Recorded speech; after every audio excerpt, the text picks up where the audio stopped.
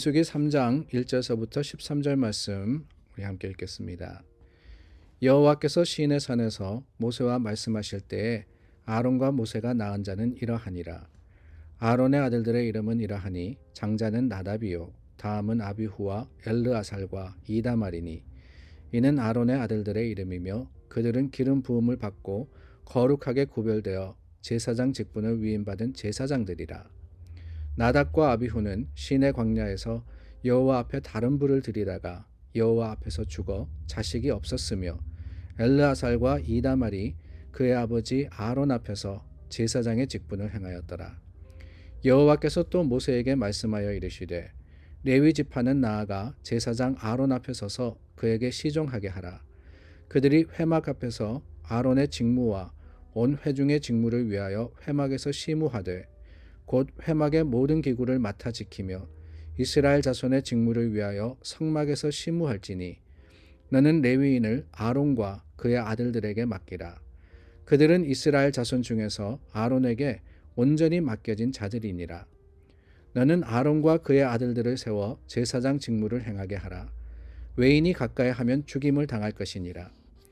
여호와께서 모세에게 말씀하여 이르시되 보라, 내가 이스라엘 자손 중에서 레위인을 택하여 이스라엘 자손 중에 태를 열어 태어난 모든 마디를 대신하게 하였은즉 레위인은 내 것이라. 처음 태어난 자는 다 내 것임은 내가 애굽 땅에서 그 처음 태어난 자를 다 죽이던 날에 이스라엘의 처음 태어난 자는 사람이나 짐승을 다 거룩하게 구별하였음이니 그들은 내 것이 될 것임이니라. 나는 여호와이니라.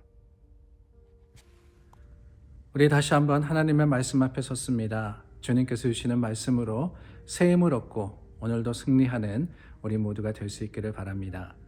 오늘 저희가 민수기 3장 말씀 나누었습니다. 민수기 3장 말씀은 이 제사장에 관한 말씀입니다. 하나님께서 아론과 모세 낳은 자를 설명을 하시면서 특별히 아론의 자녀들, 우리가 아론의 집안, 제사장의 집안이죠. 그 제사장의 역할을 하는 사람들의 족보와 또한 그들의 역할에 대해서 말씀을 하고 있습니다. 오늘 말씀해 보니까 아론에게는 4명의 아들이 있었습니다. 나답과 아비후와 엘르아살과 이다말입니다. 그런데 레위기 말씀에 보면은 이 나답과 아비후는 죽음을 당하게 됩니다. 여호와 앞에 다른 불을 드렸다가 하나님이 이 거룩한 불로서 하나님께 제사하라 그랬는데 그 말씀을 어기는 바람에 죽임을 당하게 돼요. 그리고 남은 엘르아살과 이다말이 제사장의 직분을 감당하게 됩니다. 이 제사장은 하나님과 사람들 사이에서 중간 역할을 하는 사람들이었습니다. 사람들이 하나님께 나와 예배할 때 또 제사 드릴 때 그 제사를 담당하여서 주님께 드리고 또 하나님께 중보하며 이 주님의 말씀을 전하는 그 뜻을 백성들에게 선포하는 역할을 하는 것이 제사장입니다. 그런데 오늘 말씀 속에 중요한 말씀이 나오는데요. 다름이 아니라 이 레위 사람들, 레위인들은 하나님이 택한 자다라는 겁니다. 13절 말씀에 보니까 처음 태어난 자는 다 내 것임은 애굽 땅에서 처음 태어난 자를 죽이던 날에 이스라엘의 처음 태어난 짐승이나 사람이나 이 모두를 거룩하게 하나님이 구별했기 때문에 내 것이 될 것이다 그랬습니다. 우리가 그 이야기를 잘 알고 있지 않습니까? 출애굽할 때 마지막 10번째 재앙이 장자의 죽음이었습니다. 사람만이 아니라 애굽 땅의 모든 동물에 이르기까지 첫 번 나는 것을 하나님께서 다 죽이셨는데 그때 이스라엘 백성들이 살아남았습니다. 어떻게 그럴 수 있었느냐? 우리가 6월절이라 그러죠. 패스오버라는 그 절기를 지키는 이유가 바로 하나님의 긍휼하신 은혜 때문이었습니다. 하나님이 이스라엘 백성들을 구하시는데 어떻게 구하셨습니까?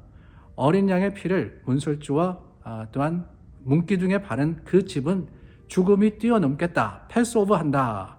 그렇게 이야기를 해서 하나님의 선포의 말씀을 믿고 따른 자들이 살아남게 된 겁니다. 그래서 하나님이 그 살리신 참 하나님의 은혜를 따라서 처음 난 것은 다 내 것이다 라고 선포를 하신 것이지요.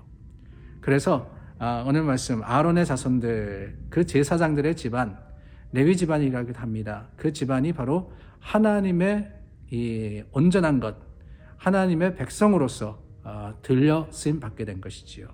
그래서 사실은 레위 지파는요, 지파의 숫자를 헤아릴 때도 들어가지 않습니다. 요셉의 두 아들, 그 두 아들의 지파가 12지파 속에 한 지파였지만 두 지파로 계산이 되고, 나머지 레위 지파는 10외가 되는 바로 그 이유가 여기에 있습니다. 하나님의 것이기 때문에, 온전히 하나님의 것으로서 하나님의 일을 감당하라고 말입니다. 여러분, 여기 중요한 게 있습니다. 하나님께서 내 것이다 그러셨는데, 그 내 것이다 라는 것은 그저 하나님이 소유를 의미하시는 게 아니에요. 하나님이 내 것이다 라고 선포하실 때는 거기에 하나님께서 책임지시겠다, 하나님께서 내 것이기 때문에 내가 responsible 하다라고 선포하시는 겁니다. 그 말씀의 온전한 의미를 우리가 어디서 압니까? 이사야 43장 말씀에 보면 나옵니다. 43장 1절 말씀 제가 읽어드리겠습니다. 야곱아, 너를 창조하신 여호와께서 지금 말씀하시느니라.